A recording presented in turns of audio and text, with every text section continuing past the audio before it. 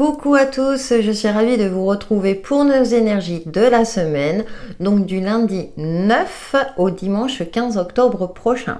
Sachant que cette semaine sera influencée par la nouvelle lune du samedi 14 octobre, une vidéo sortira en cours de semaine concernant cette nouvelle lune en balance. En attendant, nous allons voir avec l'oracle le rêve du chaman quelle est notre influence principale pour cette semaine. Et premier indice, en tout cas j'espère que vous avez passé un bon week-end et que vous commencez cette semaine avec sérénité et optimisme.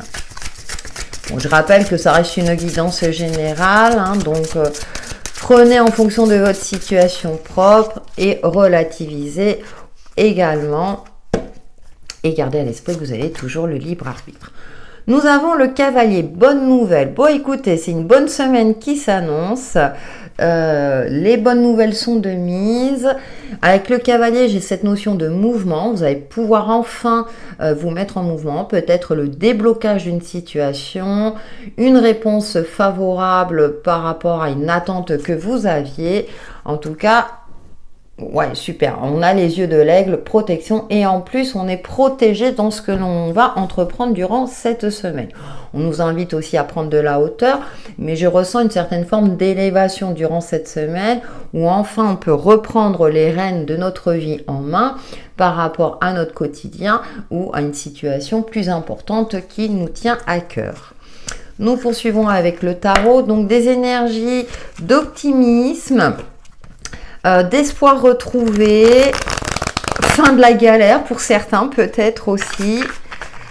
En tout cas, on a des énergies à exploiter au mieux qui favorisent aussi le lancement.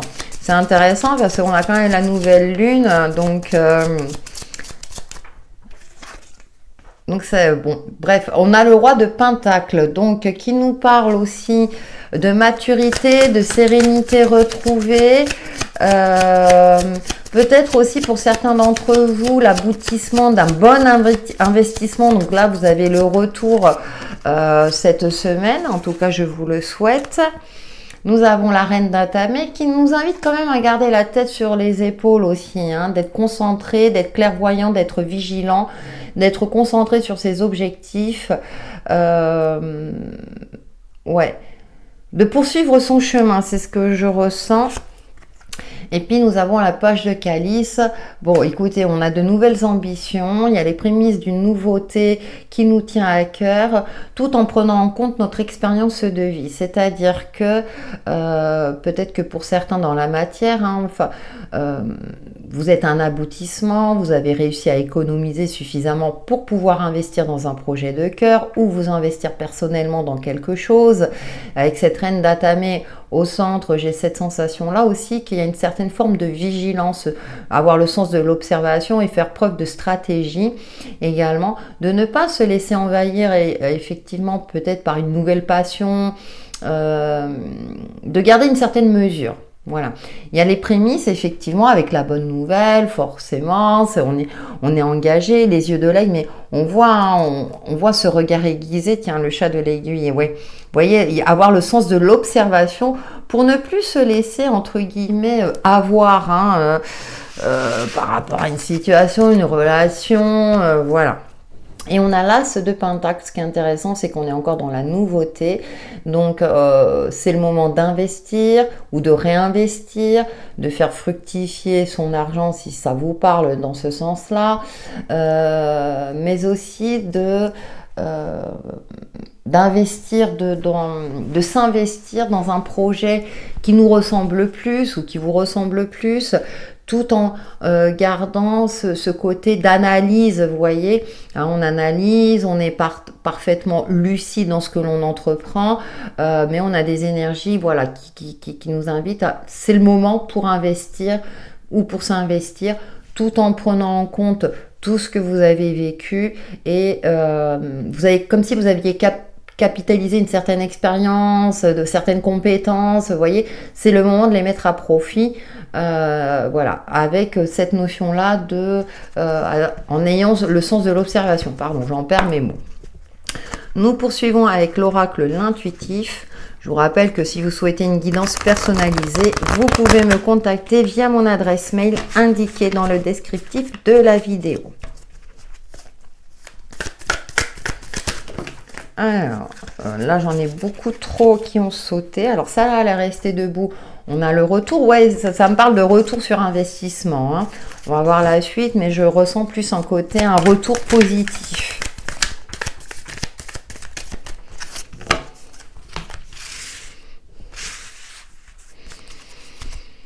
Ouais, bah cadeau. Vous voyez, je ressentais un retour positif sur ce que vous avez entrepris par le passé. Et puis, on a les discussions. Alors, attention aux échanges. Alors, c'est vrai que la nouvelle lune a lieu en balance, mais j'ai l'impression qu'il y a une nouvelle, comment dire, il y a une résolution de conflits dans tout ce qui est relationnel notamment, mais aussi dans des situations conflictuelles.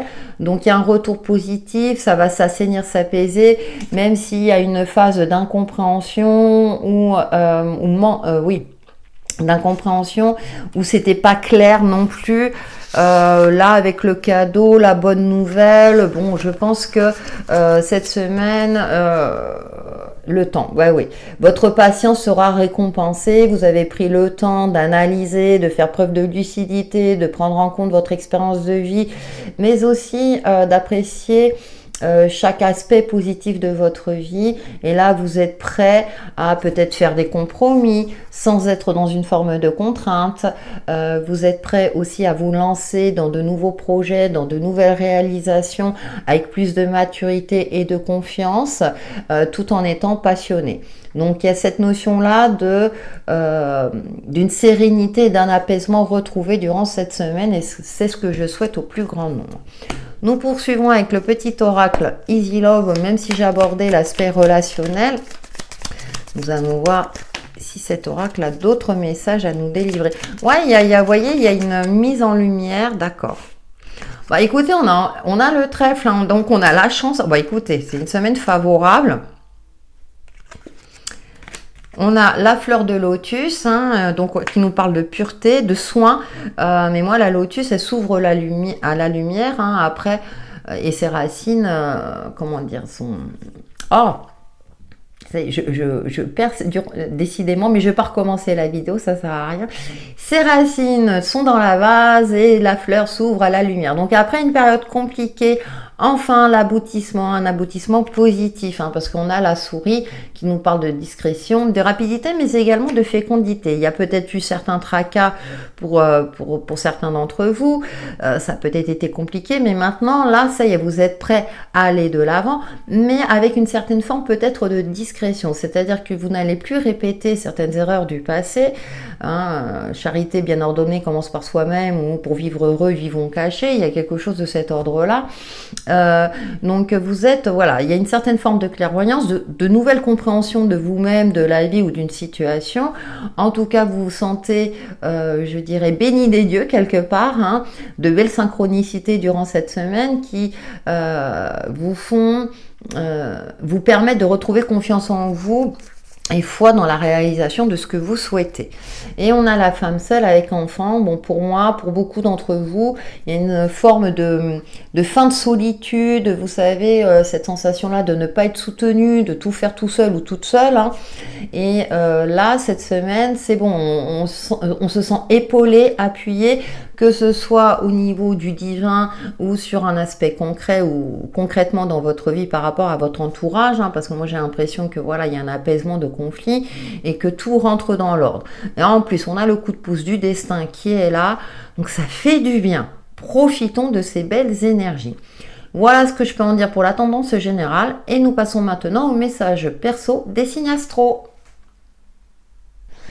Alors pour cette semaine, j'ai pris l'oracle des animaux totems et nous allons voir pour chaque signe astro quel est l'animal qui vous accompagne et les conseils qui vous suggèrent pour cette semaine du 9 au 15 octobre 2023. Comme d'habitude, je mélange une bonne fois pour toutes et je vais tirer une carte pour chaque signe.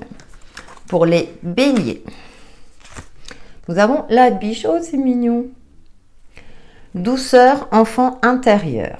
La biche te propose d'entrer en communication avec ton enfant intérieur Avance avec la vision innocente et la douceur d'un enfant.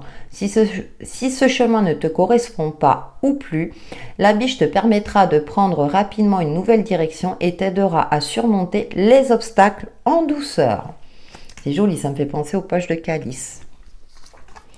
Pour les taureaux, grenouille. Purification, renaissance. La grenouille symbolise la fertilité, la purification et le renouveau. Ce petit animal au grand pouvoir te procurera légèreté, sagesse et abondance. Ouh, super, ami taureau. Pour les gémeaux. Tigre. Détermination, courage.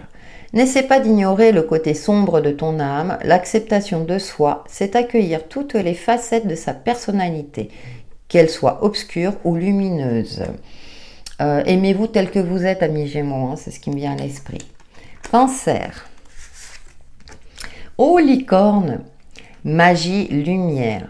La licorne te demande de vibrer avec ta lumière intérieure et de faire preuve de véracité. En travaillant avec la licorne, tu obtiendras la magie dont tu as besoin pour supprimer les karmas négatifs et ou tes défauts et faiblesses. Waouh! Bon, moi je dirais plus composer avec ses défauts et faiblesses. Hein. Pour les lions, nous avons perroquet. Verbalisation, communication. Le perroquet permet de débloquer la communication et de verbaliser correctement tes pensées. Affirmez-vous, amis lions. Vierge. Guépard. Vitalité, bonne énergie. Le guépard apporte la flexibilité et amélioration personnelle. En travaillant avec lui, tu obtiendras la force et l'efficacité de résoudre rapidement tes problèmes. Magnifique, ami Vierge. Balance. Corbeau. Renouveau, courage. Le corbeau est souvent assimilé à la mort. Il représente cependant tout autre chose. La magie de la vie, le courage, l'audace et la flexibilité. Bravo, ami Balance. Scorpion. Chauve-souris. Renaissance, initiation. La chauve-souris t'invite à faire le tri et à te détacher de ce qui ne te sert plus aujourd'hui.